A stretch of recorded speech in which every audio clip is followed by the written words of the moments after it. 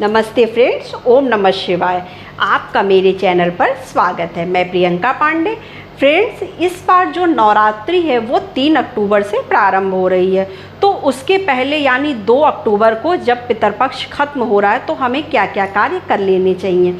तो हमें उस दिन अपने घर को साफ़ सुथरा कर लेना है। जहाँ पर हमें भगवान माता रानी की चौकी लगानी है वहाँ पर हम जो है साफ़ सफाई कर लेंगे। मंदिर की साफ़ सफाई करके उसको वहाँ के कपड़े वगैरह, आप जो कपड़े हैं मतलब पहनाए हुए हैं या चुंदरी वगैरह जो भी आपने पुरानी चढ़ा रखी, वो सब हटा के पहले साफ़ सफाई कर लेंगे। ये कार्य हमें 2 तारीख को करनी है। अपने किचन को साफ़ सुथरा कर लीजिए। उसके बाद हमें 3 तारीख को माता की चौकी लगानी है। तो हम माता की चौकी कैसे लगाएंगे? अगर आपको मंदिर में पूजा करना है तो आपके मंदिर में ही मतलब मूर्ति, फ़ोटो जो भी है आप उसी को साफ़ सुथरा करके रख लीजिए। और अगर आप माता की चौकी लगा रहे हैं 9 दिन का, तो आप उसे क्या करिए कि माता की चौकी जहाँ पर भी आपको लगानी है वहाँ पर रख कर पहले वहाँ की धुलाई सफाई करने के बाद वहाँ पे माता की चौकी लगा दीजिए। उस पर रेड कलर का कपड़ा, लाल कपड़ा ज़रूर बिछाइएगा।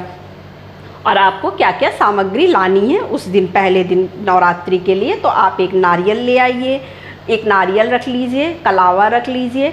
और उसके बाद जो है आपको, अगर आपको आहुति वाला कुछ करना इस तरह का जैसे लोग करते हैं तो आप एक वो ले आइएगा, छोटा सा गोबर का उपला बना बनाया भी मार्केट में मिलता है, वो एक दिए में जला लीजिएगा।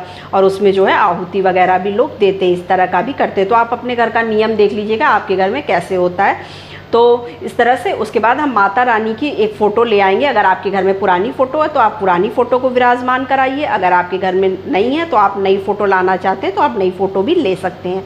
तो आप उसकी फ़ोटो लगाकर फूल वगैरह बिछाकर माता का आह्वान करिए। उसके बाद उस पर एक लाल रंग की चुंदरी ले आइए, नई चुंदरी माता को चढ़ाइए।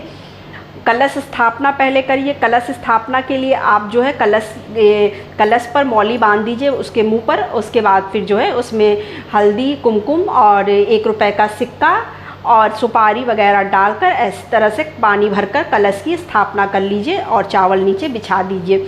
कलश की स्थापना हो जाएगी। उसके बाद आप उसमें 5 तरह के आम के पल्लो लगा दीजिए। अगर आम के पल्लो नहीं मिलते हैं, 5-7 जितने भी आपको रखने हैं, अगर आप कलश की स्थापना कर रहे हैं तो, क्योंकि इसके बहुत नियम होते हैं कलश स्थापना के, तो जो है आप उसमें पल्लो लगाकर और उसके ऊपर नारियल रखकर वहाँ पे दीपक जला दीजिए।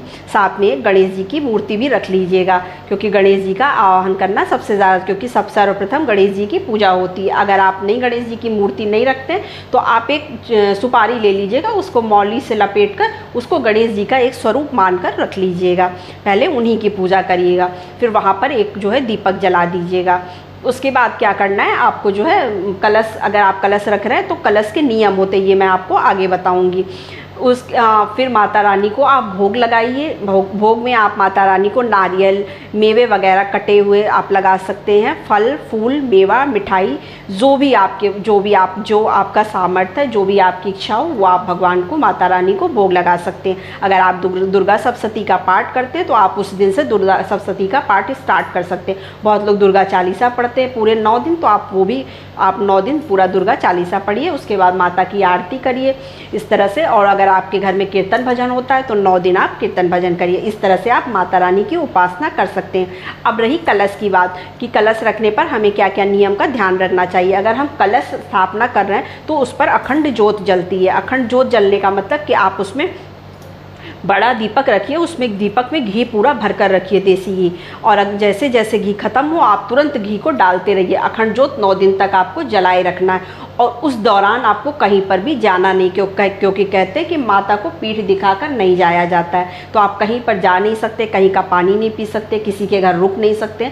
इन सब चीज़ों का ध्यान रखना है। तो आप देख लीजिएगा, अगर आपको कलश की स्थापना करनी है तो आप इन बातों का ध्यान जरूर रखिए। अगर आप सिंपल तरीके से पूजा करना चाहते हैं तो आप इस तरह से पूजा कर सकते हैं। उसके बाद आप मंदिर में जाइए, मंदिर में माता रानी को चुंदरी चढ़ा दीजिए, नारियल में लपेट कर, जो पानी वाला नारियल आता है उसमें जो है चुंदरी को लपेट कर आप माता रानी को अर्पित करिए। और केला तो माता रानी का प्रिय है, और जो है ड्राई फ्रूट्स वगैरह आप माँ को जरूर चढ़ाइएगा।